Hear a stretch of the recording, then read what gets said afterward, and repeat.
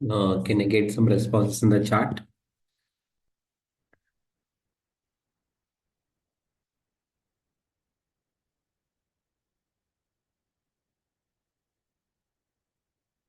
Thanks. There are two responses which I got it. Yeah. Hey, hi Kinjal. How are you? Hi Murli, how are you? Good Mm, morning. Good morning. I think you guys are aware about like why you guys are here. We are about to start the new DevOps. I mean to say DevOps plus Sec. It's called as a DevSecOps. And also we are introducing AI from this batch. So we know that like AI is going to booming up. We should understanding about like how we can able to leverage the AI in DevOps perspective and how we are going to implement in this particular DevOps. That's what exactly the motive. We have designed the curriculum such a way that it is for DevSecOps plus AI. So today will be the first demonstration where I'm just going to give the introduction about like as a completely giving the overview of what exactly that we'll be covering in this particular course. And also I'll be talking about like, what is a duration, what is a placement assistance, and also is it offline and online. So everything that we'll be discussing about like, in today's session. Okay. So before I was like to start the session, I just wanted to give a small introduction about myself. Murali here. So we have a company called as a Client Technologies. It's not as institute, by the way. It is a company where we started to deal with the only especially on the AI and cloud.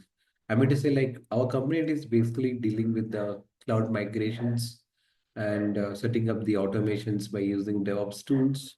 Also, we'll be taking care of the infrastructure. We'll build the infrastructure by using the Terraform tools, and also we'll be using the DevSecOps to implement security in the pipelines, and also be taking care of SRE, ML ops, and we do build the AI models, and also we'll do the model fine tuning, and also we'll be handling about the software development. This is what exactly that we are going to doing in our company.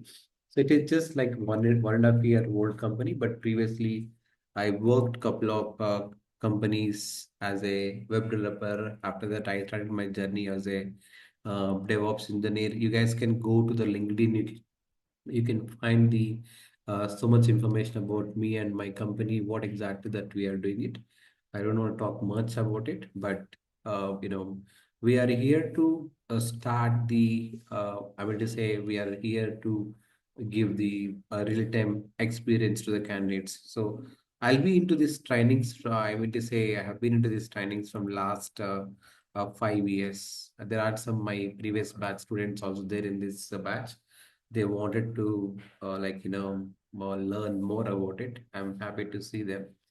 So I used to provide the corporate training. So far, we delivered corporate trainings for Wipro, Capgemini, Sapient, and Oracle, and Shell Company, Gainsight, and Kingdom Technologies, FSS, Comcast, like that.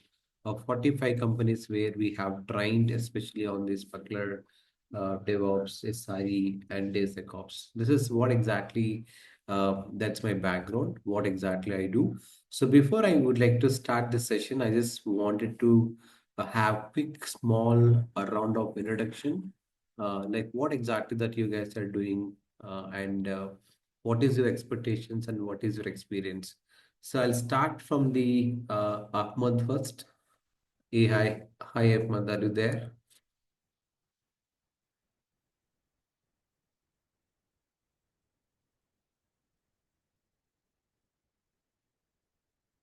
And yeah, let's go with Ajit Singh.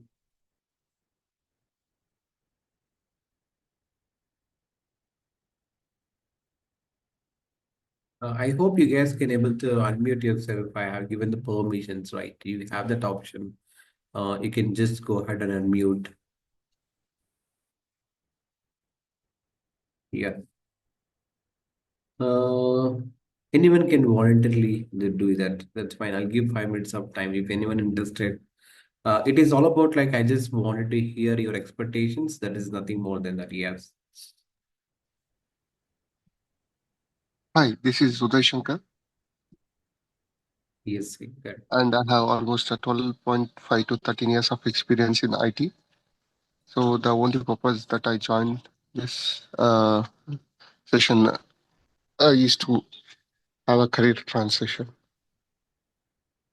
Earlier, I used to work for legacy technologies like Power Builder, along with secondary skill set as a scale and other management roles. So, looking into the opportunities that DevOps has created in the last 3 4 years, looks like there is immense scope. So that's where I am here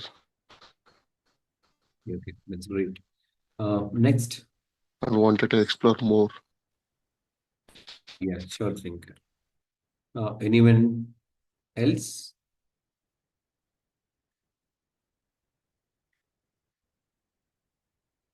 Hi, sir. Myself, Murali Krishna. Basically, I'm from Andhra Pradesh. Currently, I'm staying in Bangalore. I'm BTech graduated in 2022. After my graduation, I took a course in 23 January. I already done my course of DevOps. After that, I again went to my hometown because of some financial issues. Uh, Last 1 month, I again came to Bangalore to took a course again the DevOps because of on my last time I didn't learn so much. So that's why I'm taking again. Because of I want to learn more about DevOps and DevSecOps and how AI is generating. That's all, sir. So that's why I'm here. Thank you, Lee. Yeah. Thank Yes, you. Kinjal. Hi everyone, this is Kinjal. I'm not from IT industry, but I have taken this training from Murli before. But for some reason, I did not look for the job, and it's been around, I think, 1 year.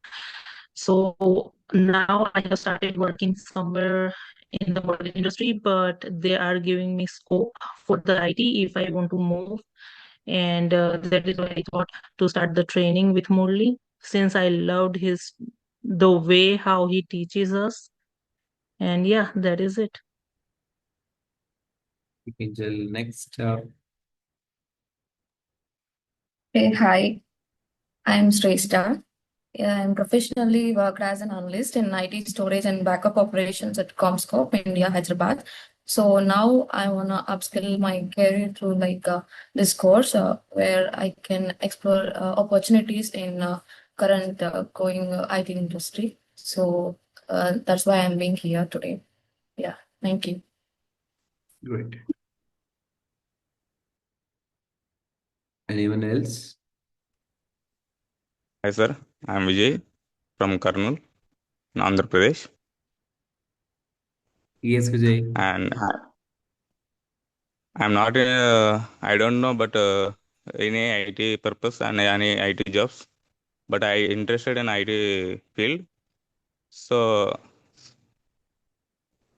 that's it, sir.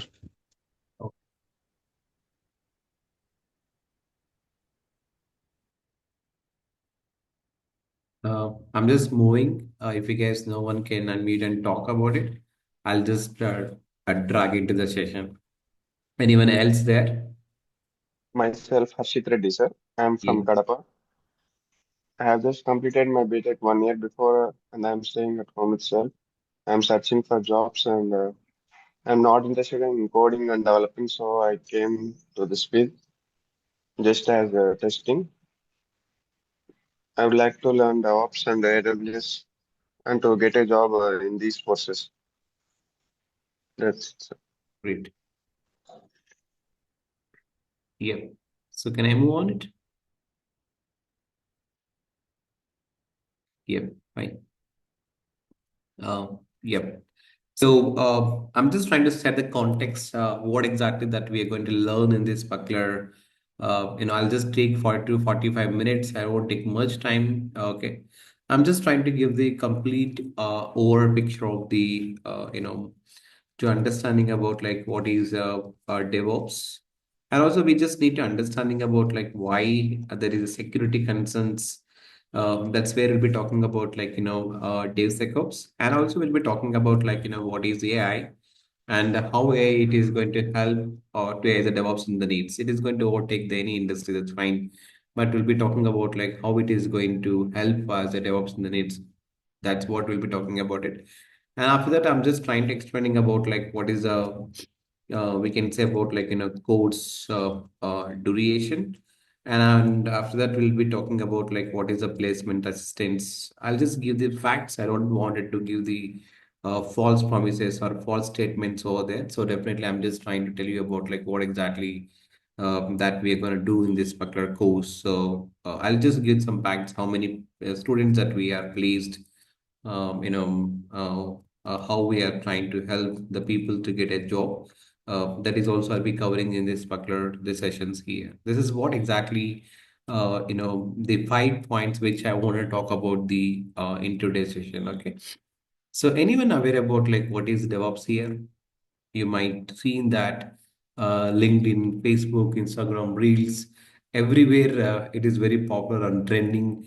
You see that cloud, DevOps, it is two terminologies are very popular in the market. So I just wanted understanding about like, what is exactly mean by DevOps. So can someone tell me what is mean by DevOps there? Anyone know about it?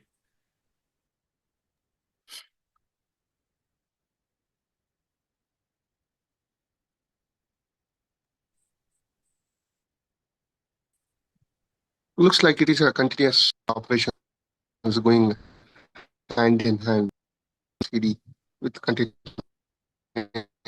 integration and so as to save time and also to deliver Okay. the expected. I mean, it's completely other than waterfall model or other technology. Okay. Anyone else there?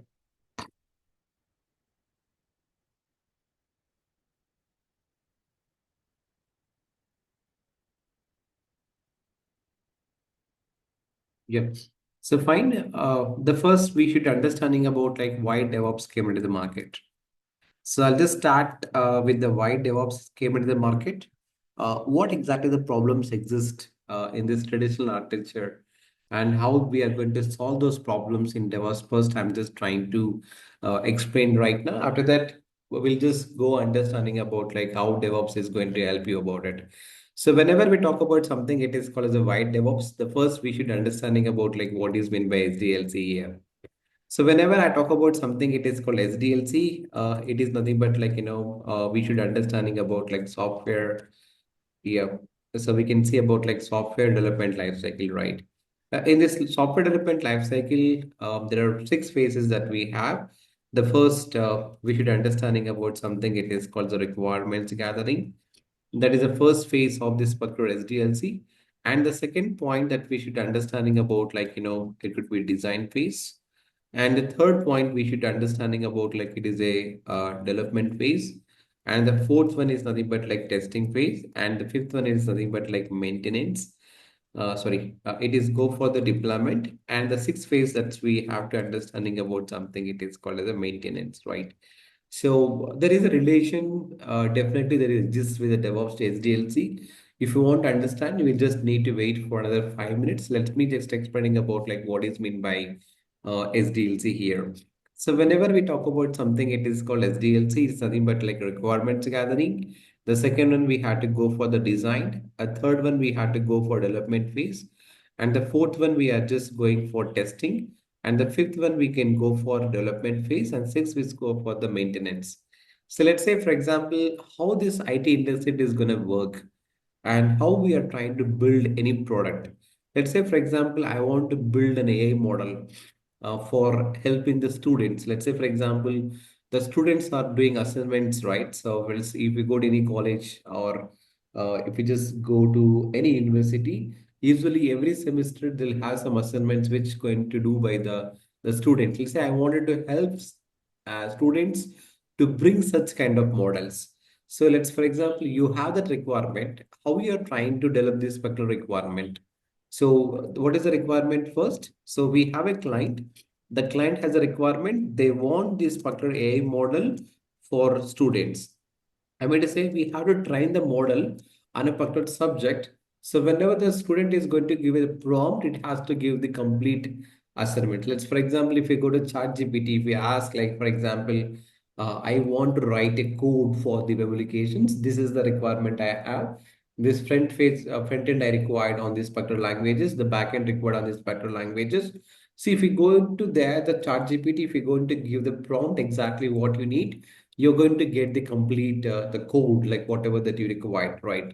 The same kind of the A model that I wanted to build, it is especially for the students. So where if they are going to give the particular we can say prompt, I wanted to give the complete assignment to them. So that's kind of the model I wanted to build. This is the requirement we have. So we'll see that how we are trying to go to the phases and how we are trying to build this particular A model. So let's, for example, in what exactly that we are doing the requirements gathering.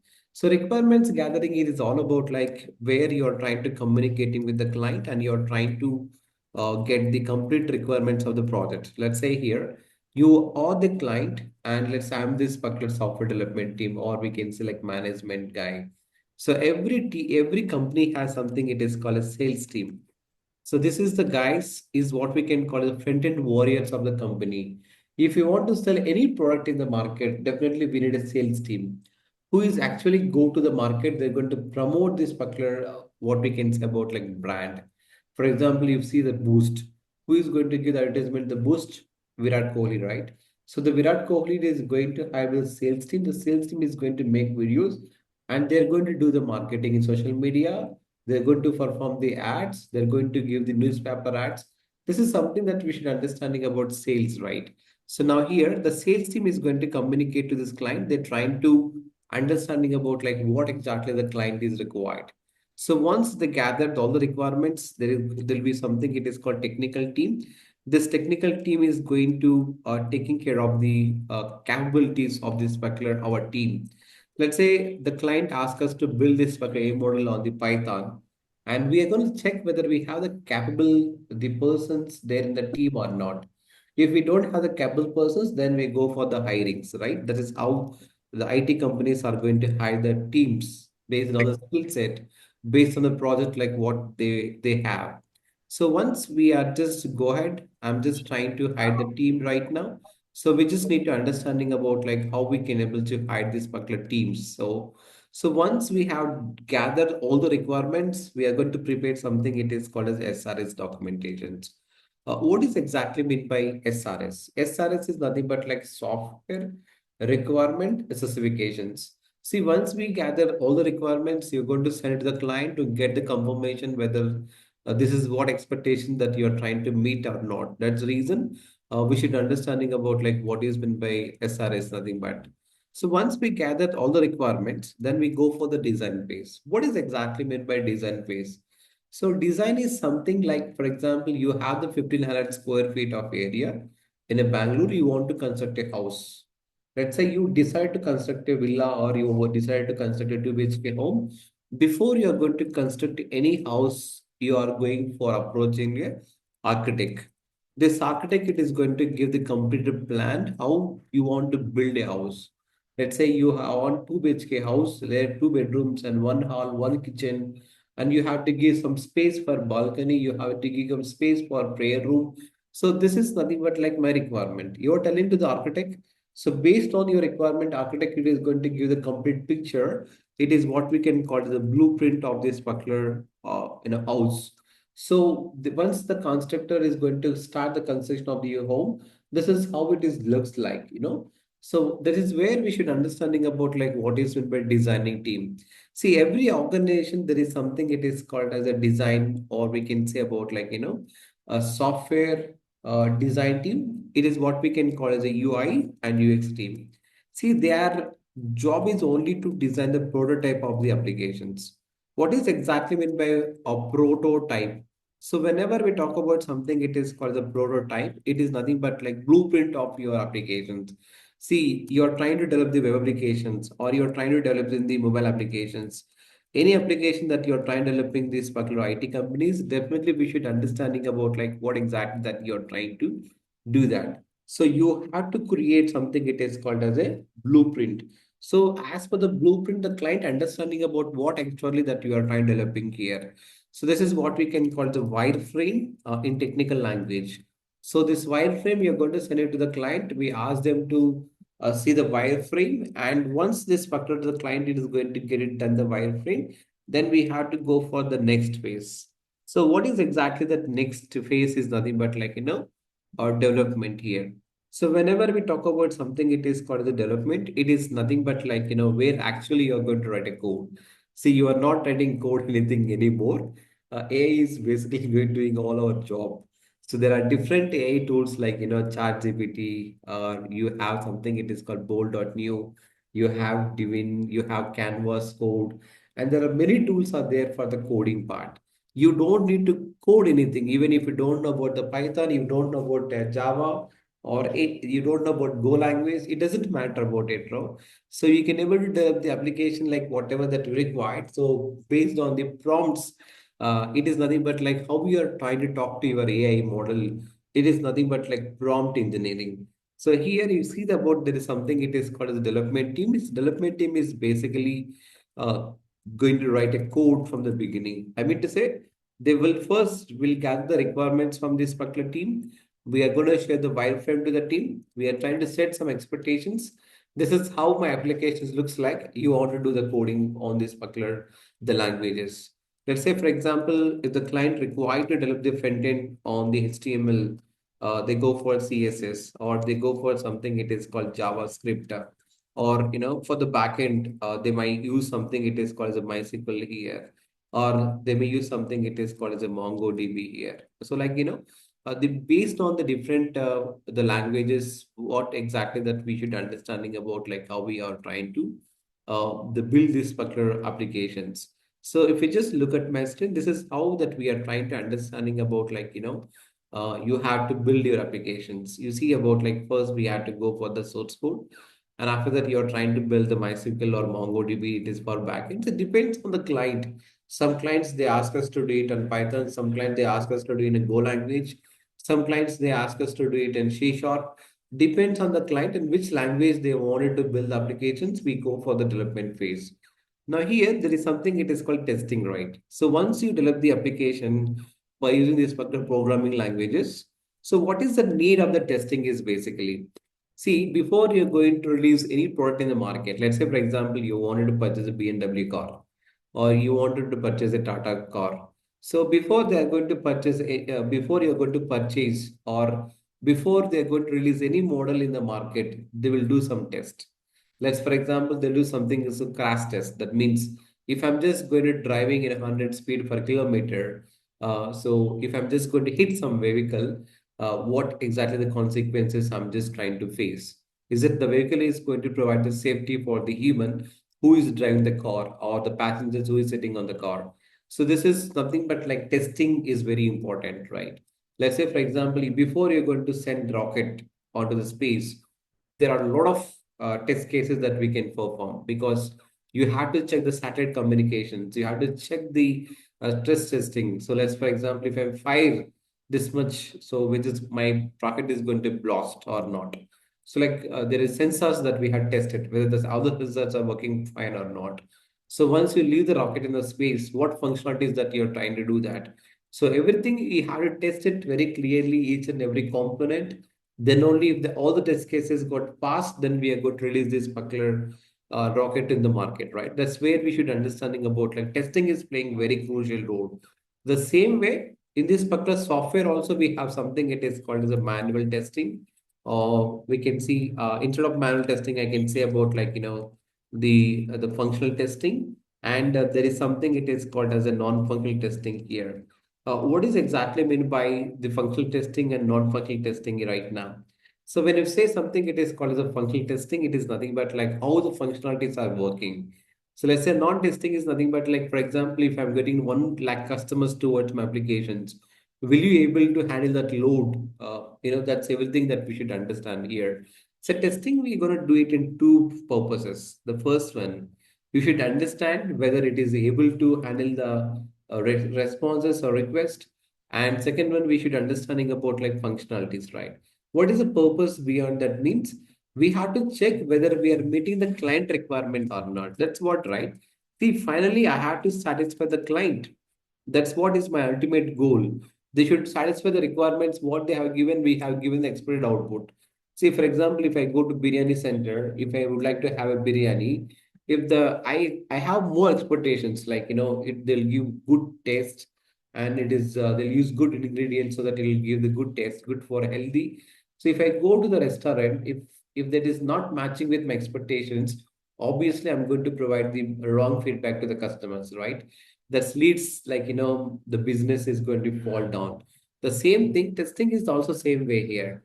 We have to test the application with the two expectations. One is whether we are meeting the client requirements or not, and the second one is nothing but like bug free application. It should not contain any bugs inside the application. That's what exactly the reasons we have to go for something. It is called a testing right now. So the third point, I mean to say, so once you test it, it doesn't have any defects. What we can do that we have to deploy the applications. So what exactly and how we can able to deploy the applications? So whenever you want to deploy the applications, we should understanding about like what is the reason that we deploy it is. See, let's say for example, if I just go to the Google, if I'm just trying to hit www dot we can say flipkart.com here. So you're getting some response, right? See how we are getting some response here. See, for example, you go there and you're trying to get the www dot you can say amazon.in, you're able to access the application. That means you are sending the request. For the request, you're getting the response. But my question is like how we are going to get the response to your request. That's where deployment is very crucial here.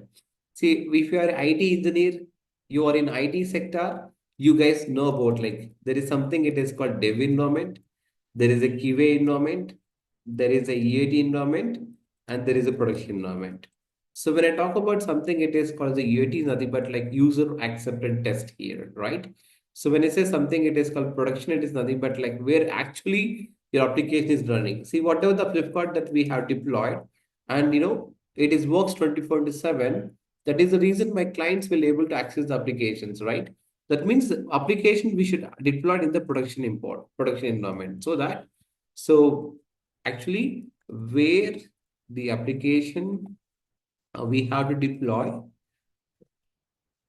so that the customers can able to access the applications. This is what exactly this is what exactly we should understanding about these particular options right now. This is we have a dev environment, QA, UAT, and production environment. So this is nothing but actually where the application we have deployed so that the customers can able to access the applications. This is what exactly that we are going to focus on the DevOps perspective. Now, what is meant by maintenance here? Let's say, for example, I have a patient. He admitted in ICU. See how they are going to monitor that the patient's health. There'll be some monitors, right, where we want to find the heartbeat, pulse, oxygen pulse, and there are many more missions that we are going to operate our particular patient to understanding about like what's exactly going on inside my body to monitor the health conditions. What is the heartbeat? What is oxygen pulse? And what is mean by like we can see about like pulse, right? So everything that we should understanding about like the monitors. The same thing, see, once we deploy the application, the server, we should understanding about like how the application is working. That's where we have to go with the maintenance, right? So that's where we should understanding about like how we can able to setting up the monitoring or applications. You are facing some any issues with this particular applications, how we are trying to provide the responses to the customers, right? So everything that you're trying to get in this particular phase of something, it is called as a maintenance, right? This is where exactly we should understanding about like how we can able to do that. So this is very, very important. We should understanding about like how we can able to go for this options name. It is called as a maintenance. So this is what exactly that we should understanding about like 6 phases. So you may have the question right now. See why it is required for DevOps engineers. Why I need to know that like requirements gathering. Why I need to know that design phase, development phase, testing, deployment, maintenance, all this bullshit. No, it is very much required. There is the reason behind that why I'm just trying to explaining everything here. I'm just going to pause here If anyone have any questions, please ask your questions. Anyone have any questions right now? Are you guys clear? Can I get some responses in the chat?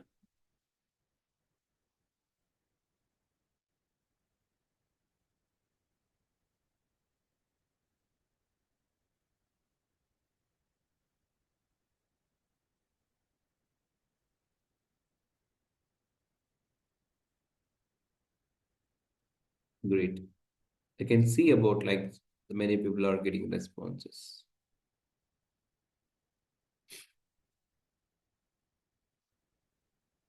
If anyone feel that I'm just going faster, please text me in WhatsApp, sorry, in the chat box so that I can able to understand the what's going on your mind. It is just for demonstration, nothing to worry about it. Now how we can able to implement this, whatever that we discussed about it. So let's say you have the A model, you know about like how to do that. Now my next question is like, can I start from testing, or can I start from design, or can I start from deployment directly here? This is something that we should understand in about like procedure, right? See, for example, you wanted to prepare a biryani. Um, like it is the favorite dish for everyone. So let's you wanted to prepare for a biryani. There should be some procedure, right? So where you should take some measurements and you have to take some ingredients, what you want to put inside this particular biryani. And there is a process, like when we have to pour the water, when we have to boil the rice, how much we have to cook the chicken, whatever that we have, when you wanted to put that masala. See, everything there is a procedure. You have to follow the procedure, right? So let's, for example, if the flight you want to travel from Bangalore to Delhi, if you are going by flight, there some should be a procedure. The first you have to go to security. You have to first validate your ticket. After that, you have to go for boarding process where they will check all your luggage, everything. After that, you go to boarding gates. There you are going to verify your ticket. If the ticket is valid, then they are going to send you to the flight. And this is the procedure that we have to follow if you want to fly from one location to other locations. The same way, when we are trying to developing any application, there should be some process. We have to follow that. I mean, we must follow that. That is the reason. So there is something it is called as a methodologies. So what is the different methodologies that we have right now? Let's, for example, we have there are different methodologies that we have in the market, right? There is something it is called as a waterfall method. There is something it is called as the agile methodology. We can see that we have agile methodology, and also there is something it is called as a spiral model. There is something it is called as a V model. There are different methodologies that we have in the market, but most of the organizations we are going to use something it is called as a agile in the current market. But why there is a waterfall model? So why there is agile model? So what is the disadvantages that we have? So how we can able to understanding about like all these things right now. So whenever the first I'll talk about something it is called as a waterfall model. So what is exactly mean by waterfall model? So this is something it is called as a linear, the sequential model. So what is exactly mean by the linear sequential model? Nothing but like it is a step-by-step process. That means when I say something, it is called step-by-step process means first we had to go for the requirements gathering. The second we had to go for the design. Third we had to go for development phase. The fourth we had to go for testing. Fifth we had to go for deployment. And the sixth we had to go for the maintenance, right? This is nothing but like, the step-by-step process. So once we have done with the requirements gathering, then only I can able to go for something it is called as a design phase. So there should be some the procedure that we have to follow here. So we can see that like there is something it is called dependency in this particular waterfall model. See, I want to talk more about something it is called as a disadvantages rather than the advantages. So let's say, for example, if I'm trying to suggesting something, you should understanding about like what is meant by disadvantages. So when you say something, it is called disadvantages. We should understanding about like what is the challenges that we have here. So here, the first thing that we should understand, it doesn't suit for the larger applications. You take Flipkart, is one of the most larger applications in e-commerce. It has 602 microservices. Let's, for example, you're going for something, it is called as Amazon website.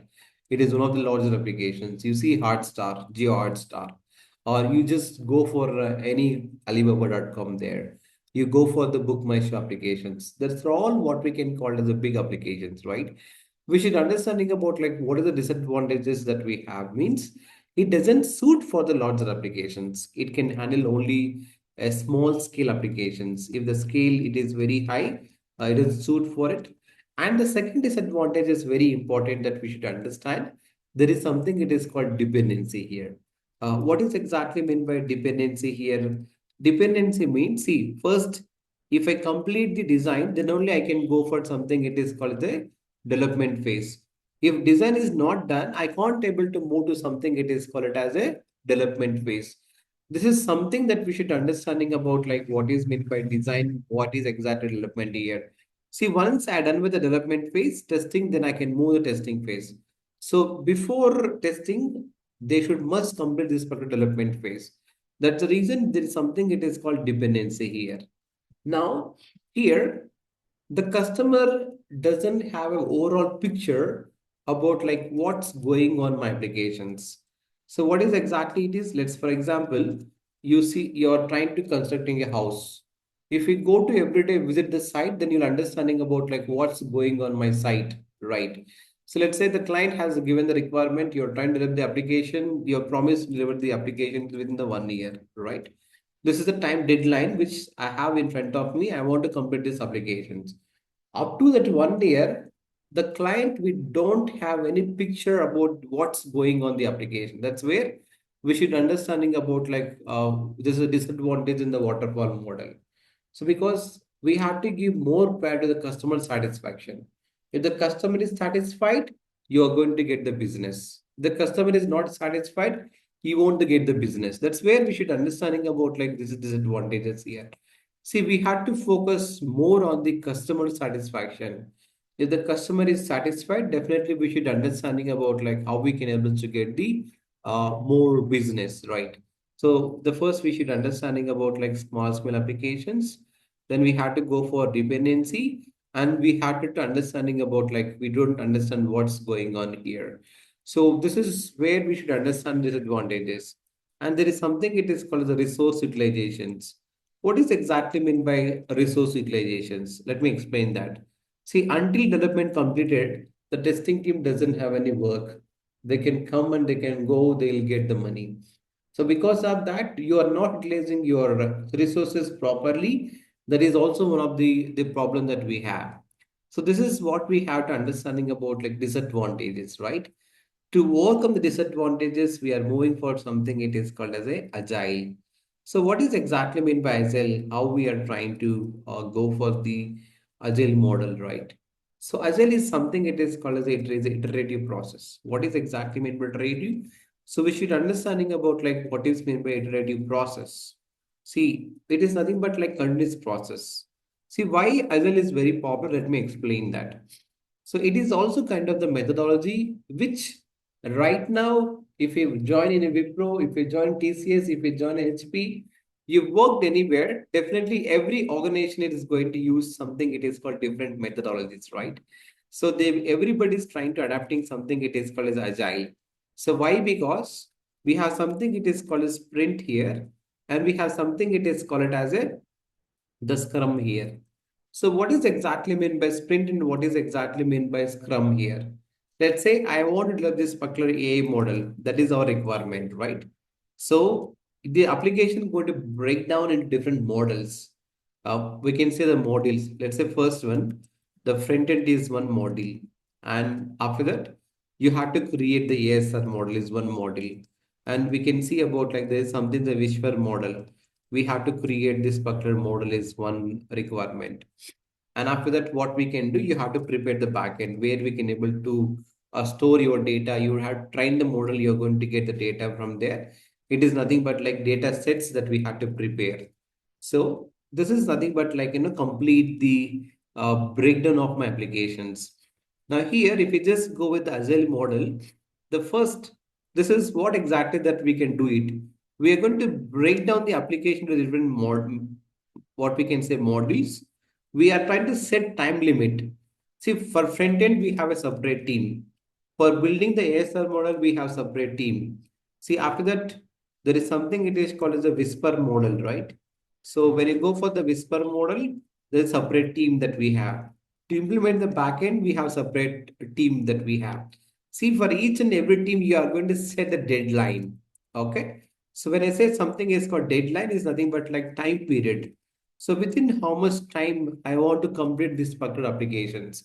Let's say if you just go to the front end, I wanted to complete this particular front end within this particular, we can say like, usually every sprint we have 1 to 4 weeks of time. You have to complete this particular module in this particular time period. So it depends on your requirement, depends on what exactly that you're going to do that. So we have an understanding about like how we can able to do this particular part. So this is where we should understanding about like deadline, right? So we have the time period.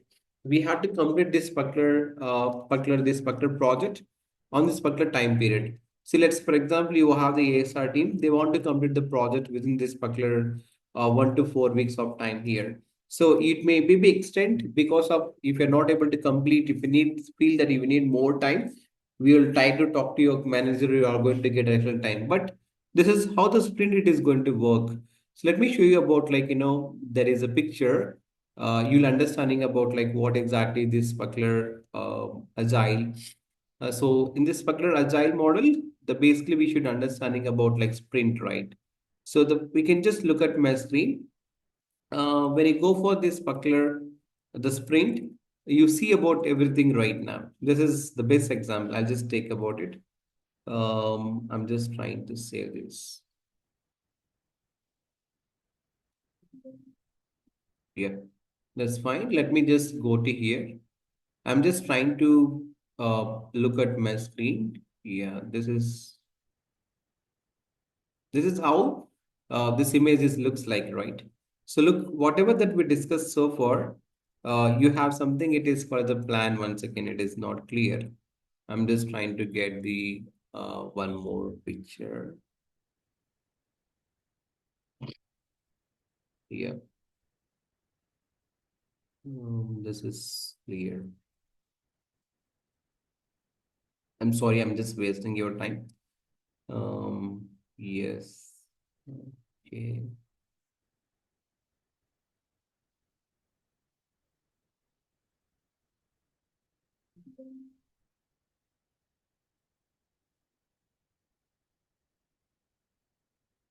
Yeah, it will come right now. You see that?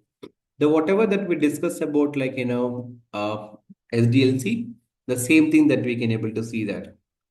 In the first sprint, you have to different the functionalities that you wanted to include. Let's say, for example, you have to implement the login model. You have to implement end user model here.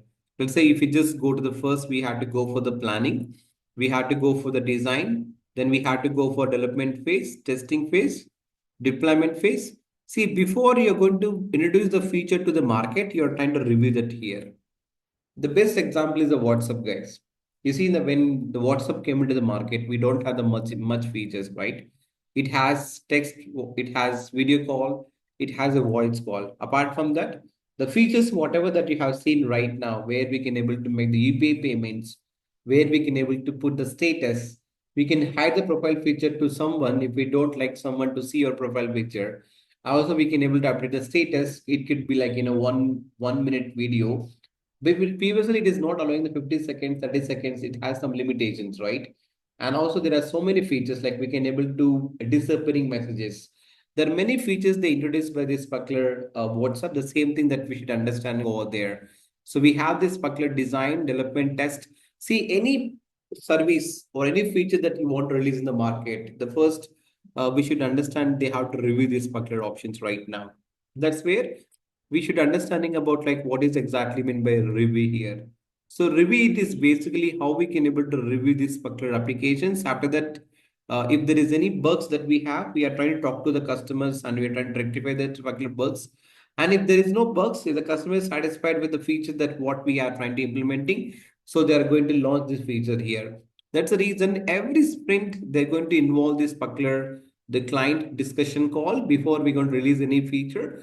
Once they're happy with the client, the feature that what we implemented, they go for it and we can able to release in the market. That is the reason the Agile is very popular here. The same thing that we are trying to understanding about like sprint and Scrum is something called a framework. You have a Scrum Master. The basically it is going to be create a streamlined process. See, every day you have a hurdles. Every day we have something it is called Scrum calls. Why we are going to command the Scrum calls to understanding about like what's going on this particular application, right? That's the reason we had to go for something it is called Scrum calls here. So Scrum is something it is called as a we should understanding about like what exactly it is going and how we are trying to implementing this particular Scrum calls. So where we can able to bring everyone all the platforms like software development team, testing team, so DevOps engineers, everybody will come to the same platform and they want to understanding about like what's going on, right? That's the reason we had to go for something it is called Scrum calls here. So this is what exactly that we are going to do that. We have the front end, we have the ASR model. See, whatever that you're trying to implementing every day, we are discussing about like if there is any problem, hotspots, if you need any kind of help from other teams, resolving, everything comes to the picture. See, looks like everything is very clear cut that you can able to develop the application, but still the question we are not clarified why DevOps. The still there is a question. There is something it is called DevSecOps. As of now, whatever that we discussed, it is everything looks very clear. The pretty good, right? Anyone have any questions before I would like to explain about these 2 points?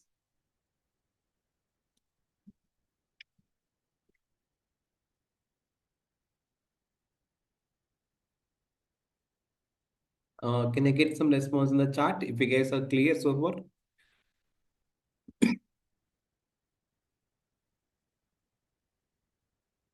Clear? Okay.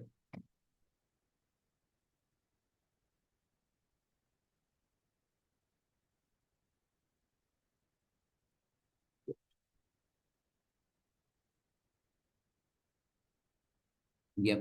I'm coming to the point here exactly. I won't take much time. I know that you guys are waiting for to know why it is, but whenever you're learning something, we should know about like why it is required, where it is going to be applicable, what is the reason that we are trying to introducing. If you don't know this aspects, it definitely you are going to blindly you're learning something that I don't want you guys to do that. So whenever you're learning something, we should understand that why you are learning. That's very, very important. Now, the first thing that we should understand here, I'm going to divide this whole thing into two teams. First one, we have something it is called as a dev team, and there is something it is called as a operations team. We listen carefully from here. There is a dev team, and there is something it is called as a operations team. The application that we deploy, we are dividing the whole teams that we can segregate into two teams called as the dev team and the operations teams. So what is exactly meant by dev team? What is the responsibilities here? The first thing that we should understanding about, like, the dev team is responsible for analysis of the applications, the requirements, whatever they're getting. You have to analyze the requirements. After that, they're responsible for designing, they're responsible for development. And the fourth point, they are responsible for a testing here. That is what exactly that will be understanding about like 4 points. So the first we had to go for the analysis, design, and the third point they are responsible for development of the application. The fourth one we had to go for the testing of this particular application. That's what exactly we had to go for something it is called dev team responsibilities. So what is this operations team it is majorly focusing on here? See, the majorly they are focusing on the infra management. They're trying to setting up the infrastructure. And the second point, they're responsible for deployments. And the third point is nothing but like they're responsible for the monitoring of your applications. And the fourth point, they're responsible for backups. This is the responsibilities of a operations team and development team. Here is a story will start here. Now I'm working as a software development team. Now I have analyzed this particular application. I designed the application. I performed the development of the application. I tested the application, everything. I tested. So where I'm testing the application, I'm testing the application in my local machine, right? So whenever I test the application inside my local machine, now what I can do that, I just need to understanding about like where I'm going to test the application, right? So once we tested the application in your local machine, it is works fine. Okay, it works fantastic features. It works fine. Now what I can do that, the same application now, I want to deploy inside the production environment. So whenever you are deploying any applications, definitely we need something it is called the production environment. When I say something it is called the environment, we need something it is called as servers. Okay. Now, you don't worry about it. You are trying to send the artifact. Along with the artifact, you have to send certain instructions to the operations team how they want to deploy the applications. This is a responsibility will do by the software development team. Now the operations team trying to deploy the application in the production environment. The first they'll try to set in the infrastructure, nothing but like networks, the servers, where they want to deploy the application, everything. Now once they have go for setting up the production servers, after that what they can do that they have to understanding about like how and where we have to run the application. So once they have run this, decide to run the application in the production environment, it may not work properly because there is something it is called the platform dependency. What is meant by platform dependency right now? See, you have to set first in which platform you want to run the application. They required something it's called dependencies of the application. It required library files of the application. It required source code of the applications. In this particular list, any one of this particular point which is going to be you missed out, definitely we should understanding about like you can't able to deploy the application what we are going to run in tested on this particular dev environment. So here we should understand there is a problem here. I can't able to deploy the application now. This particular operation team, they're trying to communicate to development team. Hey boss, the application that whatever you have given, it is not working in my mission. Could you please rectify it? Send me back the updated instructions, how I need to proceed that. This particular dev team, again, they'll test in local missions, works fine. Now they will send back they will tell that, hey, there is an issue from your side, man. You just check what's wrong with you. It's working fine for me. There is a blaming between these particular two teams. That's where we should understanding about like, there is no proper communication between these two teams. There is no collaboration, right? So because of this, what will happen? Your deployment will take over time. There will be so much of pressure on you that you have to deliver the application on time. Let me show you about some of the challenges, what exactly that we are going to take the software development team. So I'm just going to show you about like what problems that we have, the software development team, and what problems that we have in this particular operations team. You see that this is nothing but like my dev team. Dev team is waiting for the code deployment. See the source code, whatever which I have written, I want to understand my code is working properly or not. If the code is not working properly, I want to rebuild or I want to restructure my code. So as per the client requirement, that's what actually we should understand the waiting time for the code deployment. So the moment when the software development team has given the code, definitely will take so much of time to understand whether my code is working or not. See, we have to reduce the time over there. And also there is a pressure of work on hold pending a new code here. See, I don't know what is my present code is working or not, but every day I will get new task to complete. My team lead is going to assign new Jira ticket. I have to read the story, I have to complete it. How it is possible? I'll get so much of burden, the pressure, I have to complete the work, whatever that we have. So this is most of the challenges which we are going to face the software development team. Now, if you just go to here, there is something it is called as the operations team. You guys aware about the hard star, right? See, when the IPL is going on, you see that like, there is a 16 crores people, 13 crores people, or 20 crores people that you are going to watch, right? So every second that you're going to get some lakhs of customers, the time how we are trying to make sure you have a stable the servers to manage the load, whatever that you are going to getting right now. That's what exactly that we should understanding about, like, difficult to maintain uptime of the production environment. That's what we should understanding about, like what is exactly meant by the operation challenges. It is very difficult to maintain uptime of the production environment. That's what we should understanding about, like what are the challenges that we have. Now, for example, you want to create a server. It is difficult to create manually if I want to create 100 servers. So I want to remove that part. I want to automate completely with help of the infrastructure as a code tools like Terraform. I'll talk about it. See the number of servers to be monitored. Let's say you see the Flipkart application. The Flipkart has running on more than 100 servers in a backend, but you don't know about it. But I should be able to monitor that how is my application working and how much traffic it is coming towards my application. So everything that we have to understanding about very clearly all these points, right? That's where we should understanding about like number of servers to be monitored to be increased. So this is the challenges that we have as a operations team. I want to understanding about like how we can able to rectify those challenges. See, the majorly every thing is going to do the separate team. Testing will do separate team, and you see development will do separate team here, and the deployment will taking care of the different team here. Backup will taking care of different teams.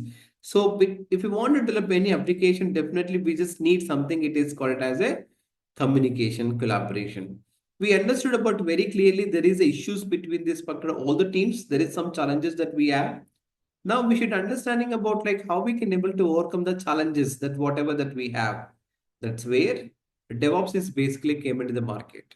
So what exactly DevOps is going to resolve it? The first point, communication here. And the second point, it is all about the collaboration, right? And the third point, it is all about the automation. So how we are trying to perform the automation of your applications. That's where we should understanding about like how we can able to perform the collaboration, the communication, automation. The moment when the software development team has pushed the code into the GitHub repository, I want to perform the complete automation. I will take another 15 minutes of time. I'm just trying to explain that how we are trying to perform the DevOps over there. So DevOps is nothing but like it is the methodology, or we can say about like it's a mindset.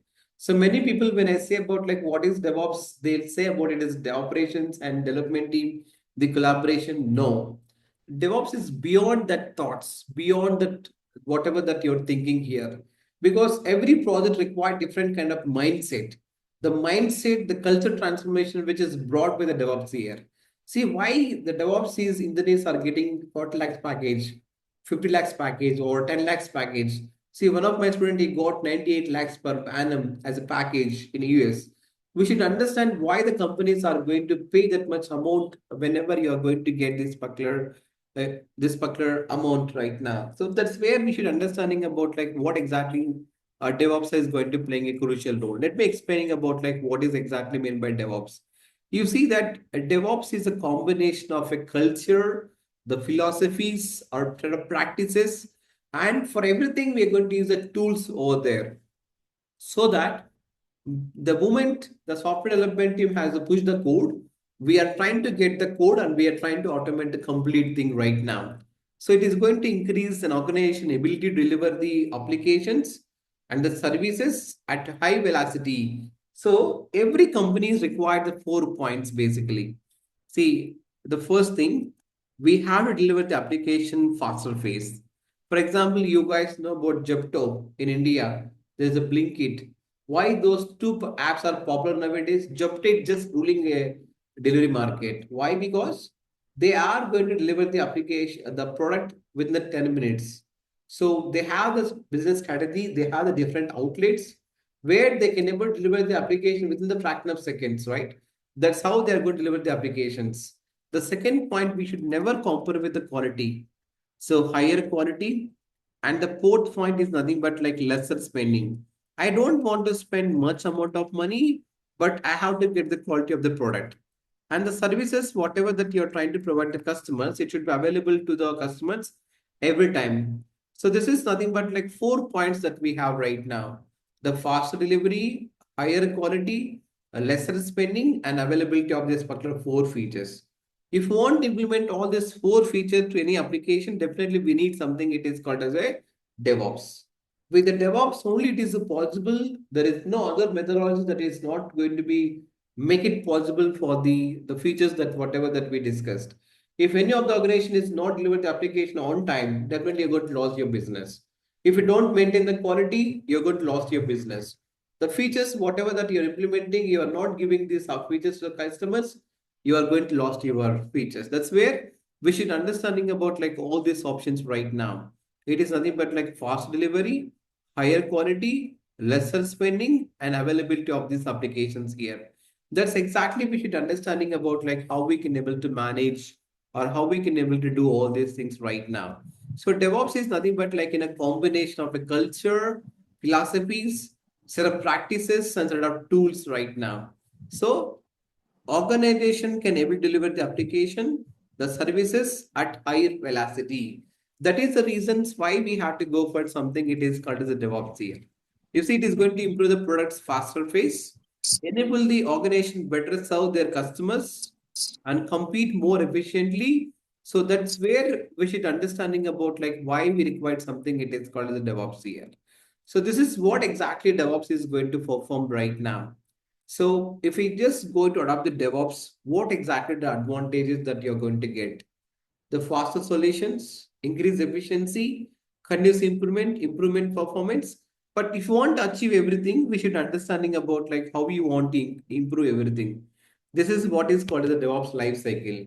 In that you see about like whatever we have seen, planning, coding, build, test, release, deploy, operate, monitor. See, single DevOps then is going to manage everything, whatever that we have right now. See, we have different tools that we have in the market. I'm going to talking about like what are the tools that we have to learn and how we are trying to inject the sec inside the DevOps here. I'm going to talk about right now. See, if we just go to this now, the first, let me just go to here. I'm just going to talk about the first point. Let's say, for example, DevOps engineer. Is really DevOps engineers are need to write a code? No.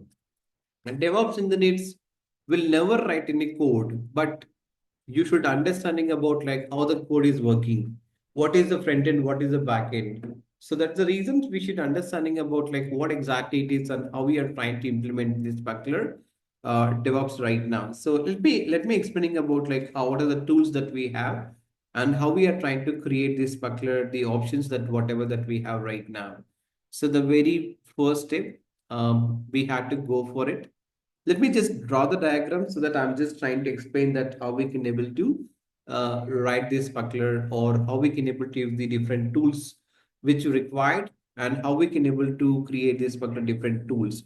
It's a very, very important. You should understanding about like how we can able to use the different tools for the different purposes here. Let me just go there. 1 second. Let me sign in. Okay, someone has services. Okay.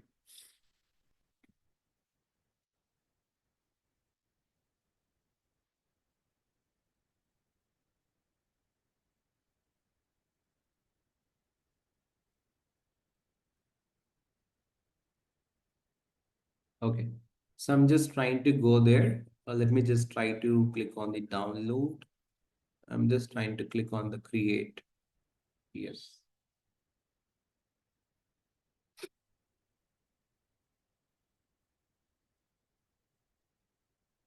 Yep. So we can see that our job will start from the software development team. So this is nothing but like you are a software developer.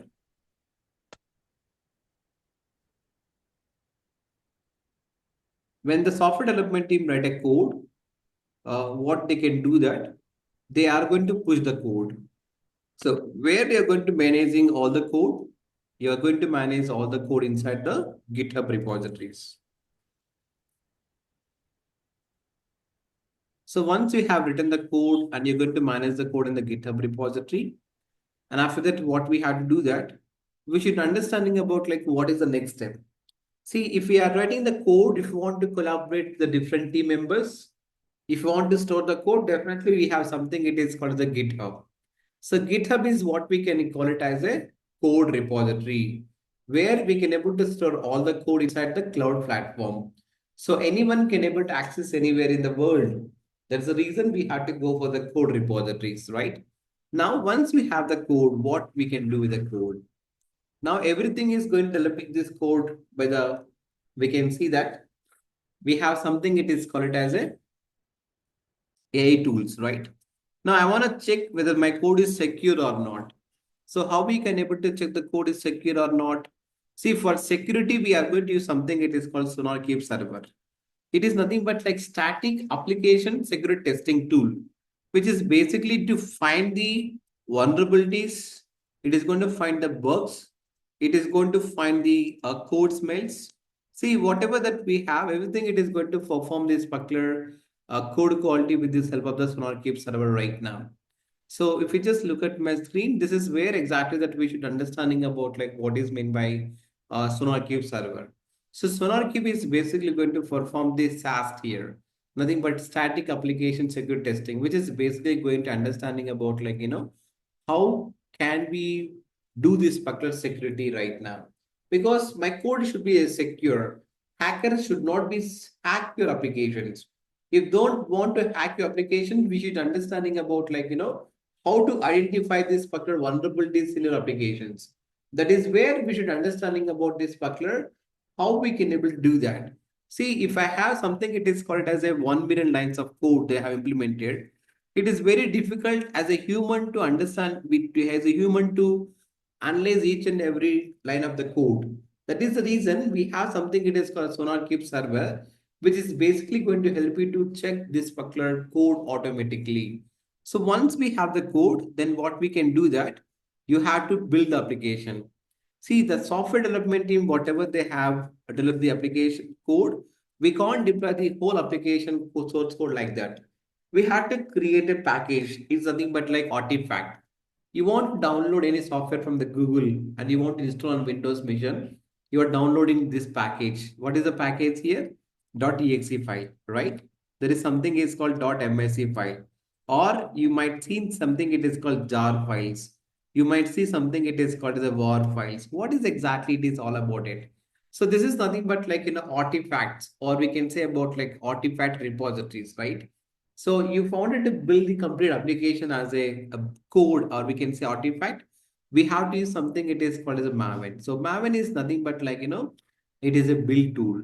So build, it is nothing but like, which is going to help you to understanding about like how we can able to build your application. That's where we should understanding about like, the build tool here. So once you are trying to have the GitHub repo, after that you are trying to check the code quality. After that, you're trying to build this application with the Maven. So we are going to get the artifacts. See, if I'm just have something, it is called Java application. If I'm going to build a Java, so what exactly that you're going to get? You're going to get something, it is called the jar files, right? You're going to get something, it is called the war files. So whenever you're going to get the artifacts, I don't want to store the artifacts in my local missions. Then where we can able to store all the artifacts? That's where we should something, it is called as an artifact repository. So what is exactly meant by artifact repository here? There is something, it is called as a nexus. So this is nothing but like a tool right now. There is something, it is called a sonar type nexus. So this sonar type nexus, that whatever that we have, this tool, it is basically going to help you to store all your artifacts. You are going to create something, it is called as a .war files, or you are going to use something, it is called .jar files. Whatever the artifact that you are trying to build here, so everything that we are going to store inside this particular SonarQube server. So now this is nothing but like artifact repository. So we can able to store any kind of artifacts in your server. So my team, wherever it is, they can able to pull these artifacts, they can able to deploy the applications wherever they required. This is the tools that we have right now. We can see that we have a GitHub, we have a SonarQube server, we have a Maven, and we have something, it is called SonarQube server. Sonotype Nexus. These are all what we can call different tools that we have right now. Now you have to understand about like where we can deploy the applications. Right now in the market, all the microservices are going to be run in a containers. You take Google Maps, you take YouTube applications, you take about Gmail, you take about the any of the Google product, all the Google products are working on the containers, right?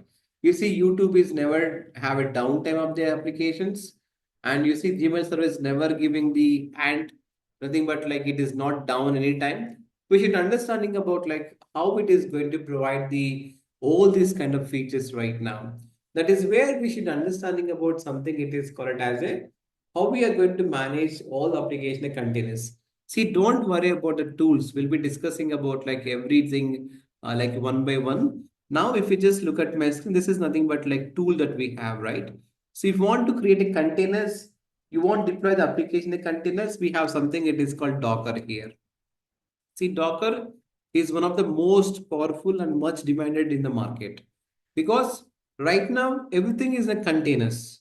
You take about the Flipkart applications, you take about the Geo Hotstar, you take about the Amazon applications, you take about Alibaba Cloud, you take about the Facebook, you take about the Hotstar. Any application that you take, all the applications that works in a container. You guys know about Spotify, right? Where you want to listen the music. The Spotify is running the application in these containers. So we should understanding about like why we had to go with the containers, everything. Now Docker is a containerization tool which is going to help you to create a containers and which is going to provide something it is called the platform independent applications or the portable applications. So once I build this particular Docker image, I can run this application wherever I want. I can run on the Windows machines. I can run on the Linux machines. I can run on the Linux Red Hat machines because there is a feature something it is called Docker image. So in this particular Docker image, it contains all this particular what we can call it as a it contains everything what I needed. It contains platform, it contains source code, it contains dependencies, it contains everything whatever which I needed. That's the reason we should understanding about like what exactly it is right now. So now once we deploy the application in this particular containers, I need someone to manage all the containers. That is the reasons we have to go for something it is called as a orchestration tools. What is exactly meant by orchestration tools? So you see that all the applications working in the Kubernetes right now. You take about the Spotify, you take about the Google applications like YouTube, Google Maps, or you take the Gmail servers, whatever that we have. So every application that whatever that we have, all the applications are working inside the Kubernetes. So what is exactly meant by Kubernetes right now? Why we have to go for it? So this is something it is called as a orchestration tool, or we can say about like a container, the management tool. When I say something, it is called as a container. Yeah, when I say something, it is called as a container. We should understanding about like what is mean by management. So it is going to manage all the containers like whatever that we have right now. So whenever you want to manage all the containers, definitely we have to go for something it is called as the Kubernetes. So Kubernetes is going to manage all the containers that whatever that we have. So that is the reasons we have to understanding about like where actually you're going to run the applications. So you have to understand the chain from from where to where I'm going, which tool, what purpose that we have right now. See, once we deploy the application, we should understanding about like how it is working. See, for that, we have to use something it is called as a monitoring. So whenever we talk about the monitoring, it is nothing but like how you wanted to manage or how you wanted to monitor your applications.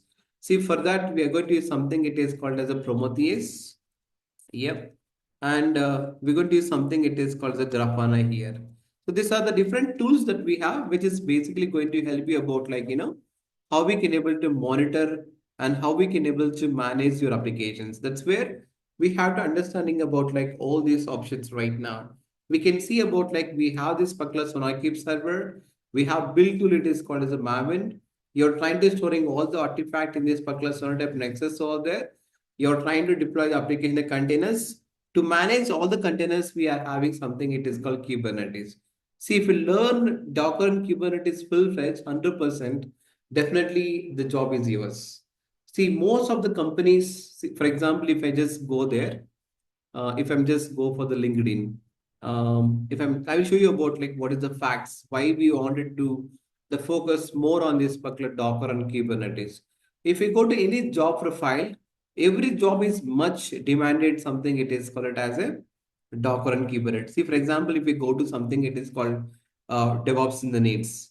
If you just come down, you see about like what exactly they are going to looking for the candidates. You see, they're looking for this particular CI/CD pipelines. They're looking for the AI systems. And also, if you just come down the basic requirements, DevOps, expertise, and any of the cloud they should be learned. And we can see about like they should have the aware about this AI and ML. That's where we have to focus on this particular AI as well. If we go to this particular job here, you see that they require the AWS, Terraform, Kubernetes, CI/CD, GitHub Actions. You see Prometheus, Grafana. That's what I was talking about it.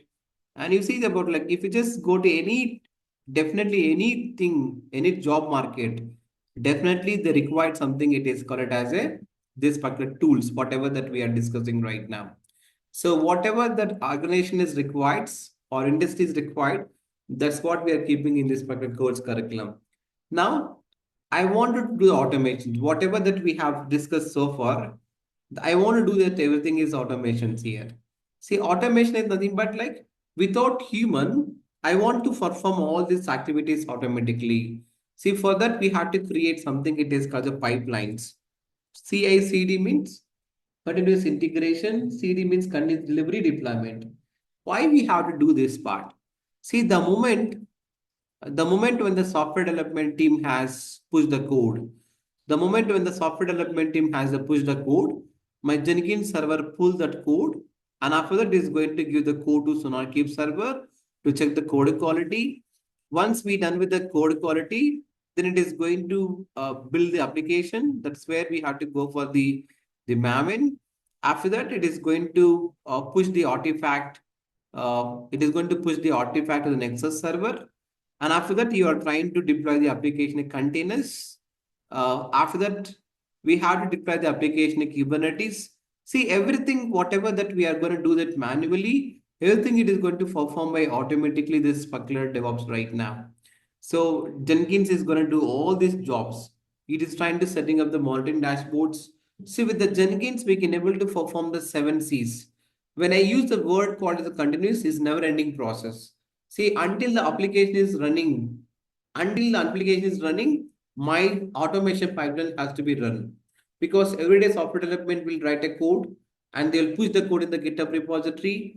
My Jenkins has to perform all these activities automatically. That is the reason you want to setting up something, it is called the pipelines. So it is nothing but like, continuous integration, continuous delivery and deployment. See, now here, where is the security concern? Okay, fine. You are building applications, you're deploying the application, you're trying to setting up the dashboards to understanding about like how the application working, see how much CPU utilization, memory utilization, networking out. That's fine. Everything is looks good. But what is the reason the security here? If you don't maintain the security, hackers can able to hack your applications. See, you are trying to check the code quality here. After you build the application, there is some dependencies of the project. They're going to be downloading from this particular internet all the dependencies. If the dependencies has something it is called vulnerabilities, the hackers can hack your application. Who is going to pay the cost for that? That is the reason we have some security tools. Let's, for example, we have something it is called Sync here. Sync is a tool which is basically going to perform or check the dependencies security. You want to check the dependencies, it contains vulnerabilities, we are going to use sync here. See, for example, you are going to build the Docker images. Before you deploy the application inside the Kubernetes, there is something it is called TV here. TV is basically to check scan this particular Docker images to identify the vulnerabilities. See, DevSecOps is nothing but like a shift left. Before you are going to deploy any application, any environment, you have to check the security. That is where we should understanding about something it is called as this particular tools. See, once you deploy the application, if you can able to perform the skill injections or hackers trying to put some code in application, try to do some modifications, they can never take the code, they can take the data, whatever they required. So how they can do it? See, for that, we have to perform something, it is called as a DAST. DAST, nothing but like dynamics application security testing right now. That is where we are going to do something, it is called as a job. So job, it is nothing but like, jet attack. So it is going to protect your application from the runtime vulnerabilities. If somebody is trying to, or if somebody is going to unauthorized people, they're going to log into your application. So how we can able to identify that? So everything that we can able to do it with help of this sparkler, what we can say about like, the security. So before you're going to creating a pipeline in each and every stage, we are trying to focusing on this sparkler security concerns. That's what exactly that you are going to understanding about like, all the security aspects. So this is what exactly that we should understanding about like, what is mean by dev plus, sec plus, ops. Nothing but what we can call it as a DevSecOps. It's a very, very important. We should understanding about like why we have to go for this particular security. If someone asks you about like why the security is nothing but like before you deploy the applications, we have to perform the shift left. So whenever I'm just trying to perform the shift left, I can able to identify that what kind of vulnerabilities I have in my applications. And if there is anything that we have to communicate to back to software development team. See, for example, you're trying to develop this application and you find some vulnerabilities as a DevOps engineer, you have to communicate to software development team and you say that, hey, this is a report which I got, the security concerns. You had to fix before you are going to release the applications. Without fixing, I'm not going to approve this particular up code. That means you have to fail the pipeline. You have to send a report to software development team. See, everything is just nothing but like notifications. For example, you find the some vulnerabilities in this particular Docker images. You have to fail the pipeline. You have to send notification to particular software development team and we had to ask them to fix it. That is the kind of automation that you have to create by using the scripts here. So fine. So for anyone have any questions, I need another 5 minutes of your time.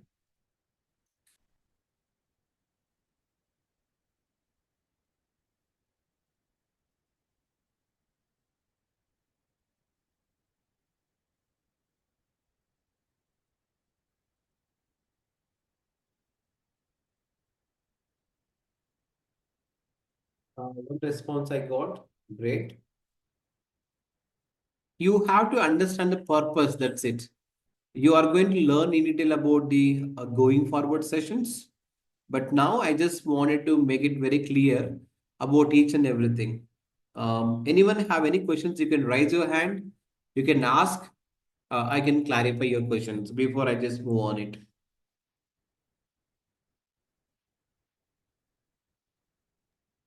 Sir, could you clarify what is shift left?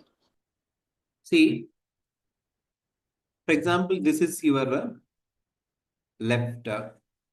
This is your right. Before you are going to deploy the application inside the Kubernetes platform, I'm telling that you have to perform the Docker image scan. Let's say in Docker, there's a concept name, it is called as a Docker images, where you are going to build your Docker images to deploy your application inside the Kubernetes platform. So what I can do, I'm telling that before deploy this Docker image inside this particular Kubernetes platform, between you have to check the security here. That is what we can call it as a shift left. Before you are moving towards the right to deploy the application wherever you want, you have to scan the complete code or your Docker image. So Trivit is going to scan this particular Docker image. It is going to identify vulnerabilities in your application. It is going to give the complete report, critical error, minor error, major error, all these things. So it is going to provide the step-by-step process.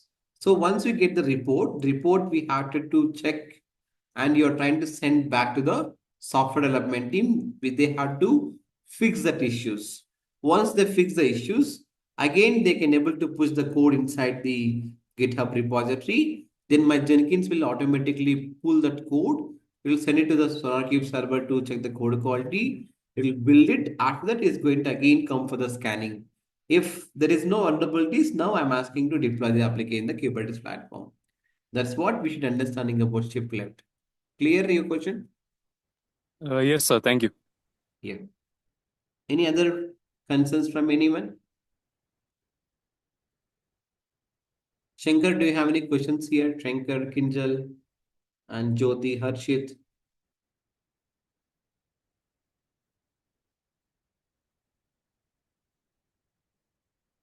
Shrestha and Tulsinath, Shiva, and then see, it will be very interactive sessions.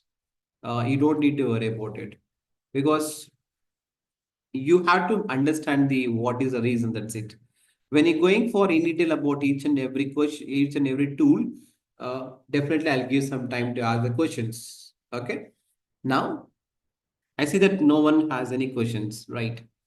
Apart from these tools, we are going to learn about the Terraform. Also, you are going to learn about the Ansible. Terraform is nothing but like one of the most demanded tool in the market.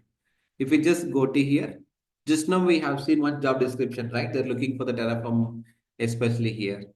See, if we just go to here, if we search, we can see Terraform um, market. We can see that if you learn the Terraform, definitely you can able to crack your jobs. See, one of my, I can see it is infrastructure as a code as a tool here. See, whatever the cloud infrastructure that you are trying to creating. So definitely we have to understand we are trying to creating any of the infrastructure by using Terraform here. So here we can just look at here. Terraform is one of the most demanded tool in the market. So one of my students, she attended the interview for TCS. They asked questions only in the Kubernetes and Terraform. She cracked the interview. She got 10 lakhs package with the 2.5 years of experience. So we should understand that kind of the level of demand in the market. So Terraform and Ansible is also very important. And after that, what we can do that.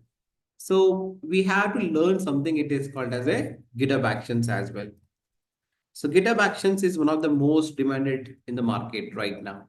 Instead of Jenkins, most of the companies are using something it is called as a GitHub Actions. And for this, we can see that there is something it is called Kubernetes. To deploy the Kubernetes, there is something it is called as the Argo CD. These are all updated tools, guys. If you still learn the older tool, doesn't give any job. That is the reason we should understanding about like how we can able to how you can able to upgrade yourself. So we have designed the curriculum like that. Yeah. Raju, do you have any question here? No, sir. Yeah. So here we are going to learning about like GitHub Actions. That means we are going to learning about like how we can write the CI pipelines on GitLab, how we can write the CI pipelines on GitHub, how we can able to do the CD part with Argo CD. That everything that you're going to learning about in these particular sessions. You see that we have designed completely each and every module. The first, before you are going to learning about the cloud DevOps tools, you must understanding about like networking concepts. If you don't understanding about like networking concept, there is no point to learn about the DevOps. That is the reason we prepared the first module and second module just for introduction, and we're going to teach you about like networking things. And after that, we are going to teach you about like cloud computing. See, any pipeline that you want to create, any application that you want deployed, all these applications working on the AWS platform. That is the reason we have to understanding about like what is meant by cloud, how we can able to create a pipeline, and how we can able to deploy the applications over there. That is the reason we are going to teach you about like what is a cloud computing. So how we can able to understanding about like VPCs and how to understanding about like user instances, how to create it, and how we can able to understanding about like that RDS or S3 buckets, IAM policies.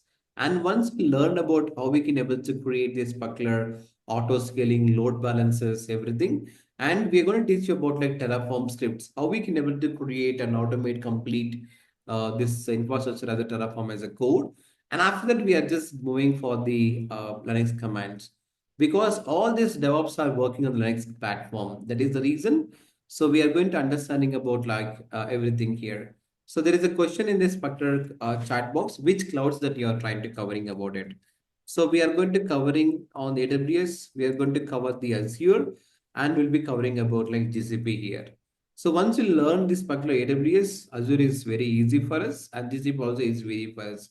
So I'm just trying to showing about like how we can able to learn this particular the multi-cloud platforms.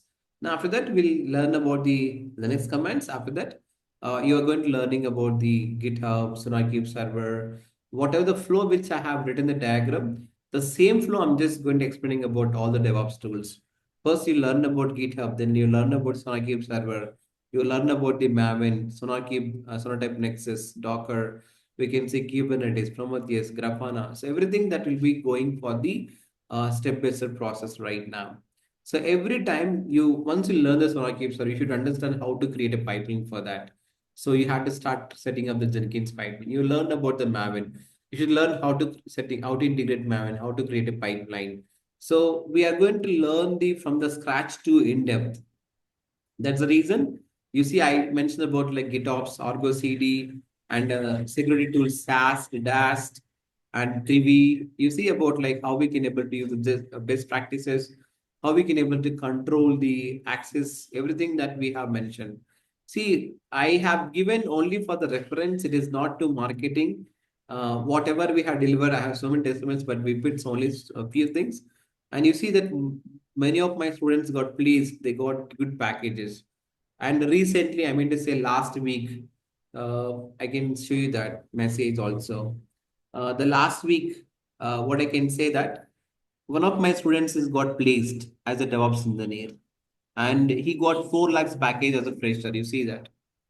And the last, I think Thursday, I got a message, and he was telling like, my heartfelt gratitude to your expert guidance, support to DevOps, any XLR.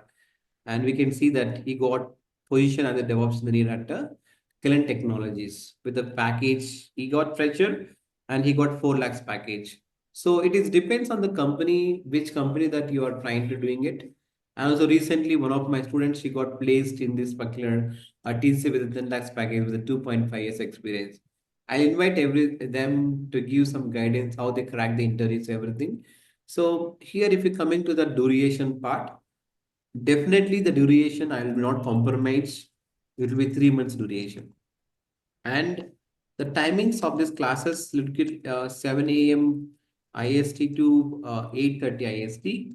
Half an hour to 20 to 20 minutes, I had to give the time to ask the questions to get clarified. So this is IST. We can say that. And after that, if we wanted to attend the online sessions, I'm very happy that you can attend the online sessions. There is an option. There is a something called the offline classes as well. We have an office in a Bangalore, so it is not a training institute. We don't have any batches over there. So we are giving opportunity to the students where they can spend 9 a.m. IST to 6 p.m. IST, where they can sit with our employees and they can learn this particular DevOps. So they can able to learn the complete from the scratch to what we can say about like advanced level. So if they're going to spend some time in office, they can learn many things because we have a couple of clients. We have 3 clients as of now. We are having AI client. We are having AI model up project. We are developing one retail project, and there are one testing project that we have, and we have one DevOps project. So there are 2 DevOps projects actually. One is Red Hat OpenShift and one is the completed DevOps. So if you're going to sit along with them, you can learn that how this works here. That's where we should understanding about like offline classes also it is available. If anyone wanted to come for Bangalore to attend the offline classes, I'm very happy. I can able to do that. So that's where we should understanding about like that's what Amit I have showed just now the reference. Yes, freshers also can able to get the job. The thing is, you should learn the things how we had to learn the with the perfection. If you learn only basics, you won't get a job. If you learn advanced, then only you're going to learn the complete things right now. That is where we should understanding about like hands-on. See, this is nothing but like a project training, project-based training, guys. See, from the day one, have to do all the practicals, whatever that we are doing it. It is not a theory. We'll be using something, it is called 20% of theory, 80% will be more practicals. See, every weekend, every tool you're going to get the assignments. You have to complete the assignments. If you do the more hands-on, you're going to get the more experience. See, because I'm not a full-time trainer. I know what's going on in industry, what security implication that we are implementing, how we are trying to setting up the pipelines. So how we are trying to manage the pipelines in industry. See, creating a pipeline is not a big deal, but you have to create in the organization level pipeline. So where we have to keep the parameters, how we can take the values, how we can perform the blueprint deployment strategies. That is a kind of level of knowledge is required you want to crack the job. So we have one opening. We are trying to searching for the candidates from last 2 weeks. We are not getting a perfect candidate till now. Today also we have work in drive. So if we have a knowledge, definitely there is many more opportunities that we have. So we can able to crack the interviews. So we want to crack the interviews, definitely we require the project-based knowledge that you required. See, whatever that I'm telling right now, it is recording. That means I'm answerable to the questions. I'm answerable whatever the promises which I'm giving here. So when I come into the placement assistant, it is nothing but like, we are having something, it is for the referral program. See, we are tie up with some of the clients. We tied up with some of the clients. So where when there is a requirement, so what we are going to do that we are going to train you guys and we are going to deploy in the client place. That's what exactly that we are going to the following right now. See, if we are not able to provide that placement, then what is the next option that you guys are having? So I'm going to help you about like how we can able to work as a the freelancer, but definitely you can able to crack the jobs. That promise definitely I can give that. Because once you have the knowledge, see, once you have the skill set, nobody can stop you. Skill is very important more than the theory here. If we are very skillful person, we don't need any mentoring. You can go, you can attend the interview, you can crack the job. You require mentoring, you require resume preparations. Definitely, we are there to help you. If I'm not available, so because we have a team, if I'm not available, I'll bring my team to explain them how we can able to crack the interviews, everything. So definitely, we'll be having all these options that you have. So you have any questions right now, you can ask. I'm just going to help you with answers. It is time is yours. Ask the questions. I'm going to answer all your questions, guys. This demo sessions will be there today, tomorrow, and Friday. From Monday onwards, we're going to start the regular classes. That's what I can say that. If you have any questions or any concerns, please ask the questions. Whatever the success we are getting, I mean to say we are going to post it in our LinkedIn page. You guys can follow me on LinkedIn. Also, we have our company page. You guys also can able to follow this page also, where we are going to post jobs. Also, we are going to share the DevOps trends in the market, what we are implementing, how we are doing it. You guys can do that one as well. So we are going to give the client updates, everything over there. Yeah, any questions you have, guys, please ask so that I'm going to answer your questions.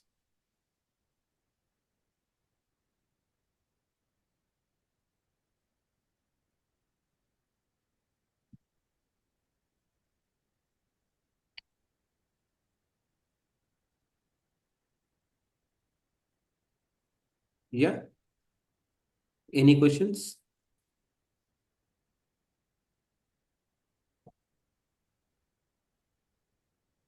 I'll show you that one profile which she got placed recently. and she's a Nemika, and you see that she got recently got placed. You see that she posted and they tagged me, and she placed in TCS, and she joined in the month of the March with a package of 10 lakhs, 2.5 experience she has. Previously, she working with embassies, but now she got it. Yeah, that's good. Yep. So this is my contact number. Anyone don't have my contact number, you want to try to reach out to me, definitely I can able to reach on this number. You guys can call or you can ping me in this number. I'm available to guide you or to make you understand about it. Yeah. Somebody asking the question. Yes, go ahead.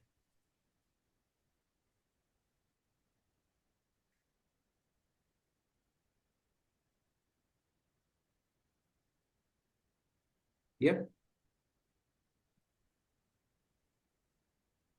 No questions?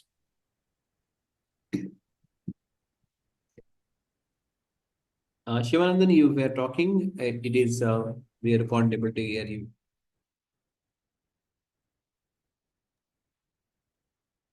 Hi, look, look at me. Sorry, come Can you again. hear me? Yeah. Okay. So, this session, basically, I need to understand the DevOps Azure. Hello? I didn't get your question properly. Can you please? Okay. My question is that see, I'm already a working professional, so currently I'm exploring this Azure DevOps. So, through your training, right, do you cover that Azure DevOps Yeah. completely? See, there is something it is called as generic DevOps, Okay. and there is something it is called as a cloud DevOps. When I say something it is called cloud DevOps, is nothing but like AWS DevOps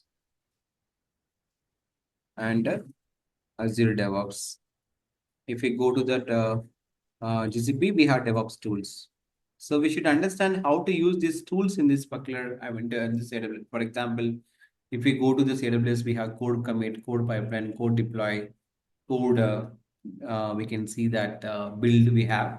If we go to Azure, there is going to be have something it is called as a repos, and we have pipelines. Here we have something that's called test plan here. So how we can able to integrate these tools inside this particular Azure DevOps pipeline? We have to write the YAML files and we are trying to creating a pipeline. So it is also part of the course. I'm just going to explaining about it. Okay. Yes, since I already have a few hands-on on this, so even I implemented a few places, but See, this so, training is completely on hands-on. okay, You okay, can check my reviews in Facebook or LinkedIn or anything. I clearly told that I'm not a full-time trainer. It is my okay, passion. I came with the training. I've been into this from 5 years. It is like my okay. hobby. Every day morning, I'll teach 2 hours. After that, I'll go my work. And this is nothing but like my passion. That's it.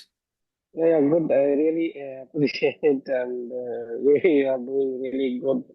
And anyway, it's useful for me also. Actually, I'm 19 years of experience in software development. So since I'm doing all this, now I'm focusing on I saw your review also. So that is I showed interest to know more about it. Especially I expecting that the doctor and the Kubernetes services. So that is the one of the key I want to learn. Yeah. Hope you will cover this also. There is a more demanded scope on the GitOps, Docker, Kubernetes, Terraform. This is nothing but like core area of the DevOps. Most of the companies they are Yeah. working with. Even in my company also, we are dealing with most of the projects on the Kubernetes platform, and we're Hmm. introducing the GitOps to them. So it has Okay. more demand in the market. That's where we have to focus more on it. Okay. Yeah, I'm also going through a couple of videos also, but I did not satisfied with all. So since you mentioning that you'll do the hands-on, so I really keen to know more about it. It's Yeah, really see, helpful. what basically, I don't want to comment on others, but what exactly they will do is they will send they will say XYZ in demos and they're trying to showcase some interesting things. They'll try to bring them in a batch. And once everybody's got enrolled and they'll not care about the particular things. See, DevOps is nothing but like, the more you put hands on, the more projects that you are going to make to work on the students, definitely they are going to get more hands-on experience. See, if you look at my GitHub repository, there is a 316 or 17 repos we have. In that, most of these repos are development projects.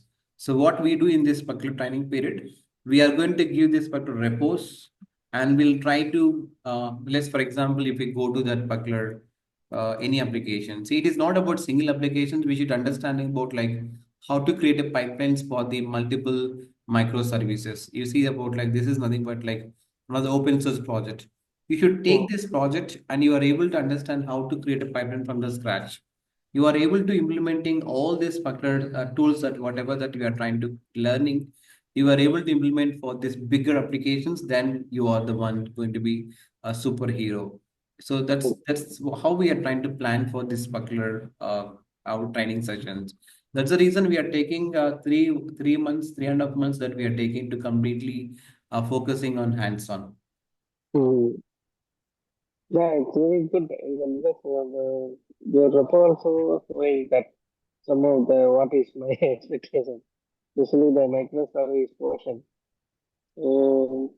Yeah, maybe we'll see.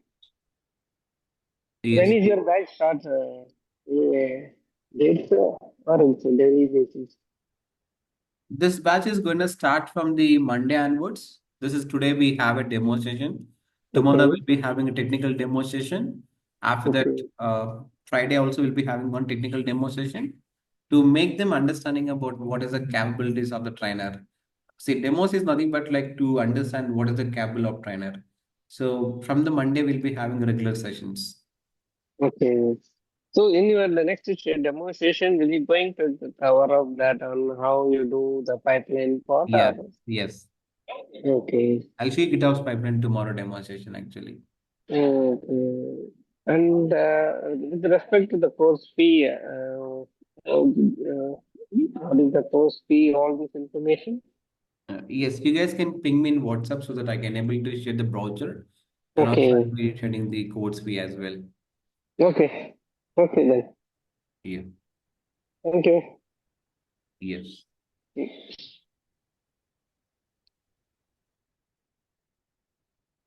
Any other questions from anyone? Kinjal, do you have any questions or do you need any clarify things?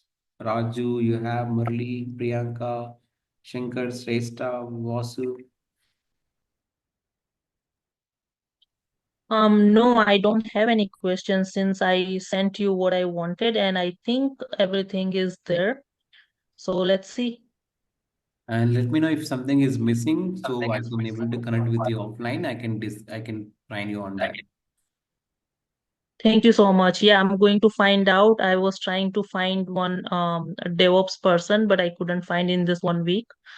So hopefully in this 3 days I can find someone to talk to properly, and we'll try to find out if I'm missing out something. No, But okay, fine. I'll talk to you. Yeah, fine. yeah, thank you. Hmm. Any questions? Jyoti here, Arush Singh. Shankar, you are silent. I don't like your silence. Actually, are you there in the meeting? Yes, Murli, I am there. Just going through the details. Okay. Basically, you have seen your advanced session also, right? By Yeah. chance, once in a while. Yes. So I'm more excited, basically.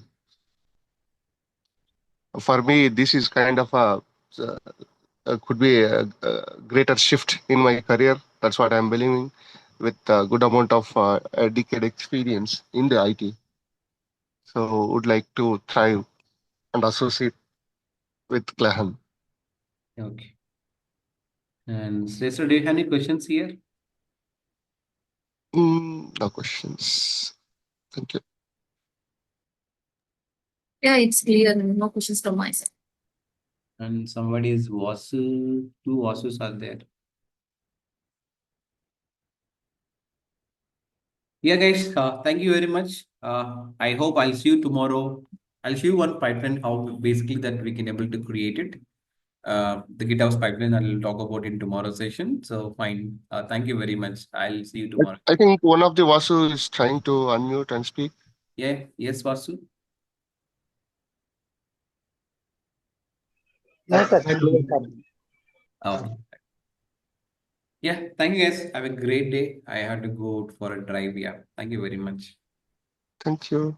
What a wonderful session. Intro. Bye. Thank you, sir.